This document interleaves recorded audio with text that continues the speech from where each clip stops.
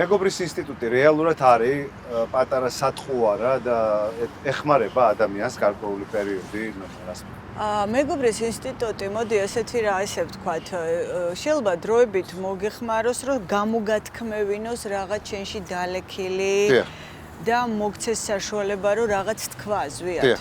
მაგრამ მე რა ხდება? ხშირად მეგობრის ინსტიტუტის ცუდი მხარე ის არის, რომ შენ მას ყველაფერში ეთანხმები და კვერს უკრავ. აი მეგობართან უხერხულობისგან დაახვდები. ჯერ ერთი შენს ვერ იაზრებ პრობლემის სიღრმეს, იმიტომ რომ როცა შენ ეს გზა არ გავლილი, შენს უდგები რაღაცა ტრადიციულ კულტურული კონტექსტიდან, მაგ მომენტში საერთოდ არ მუშაობს ციკში რა წაიკითხე. და შესაბამისად ეს ისეთი თემაა რა, ბრმის წინამძღოლი ორივე გადაიჩეხაო. მანდ მთავარი ის კი არ არის, რომ ადამიანი ნევროტულად ხო არ ლაპარაკობს, მარტო მას უნდა რაღაც მოისმინოს და აი მე რა ხდება?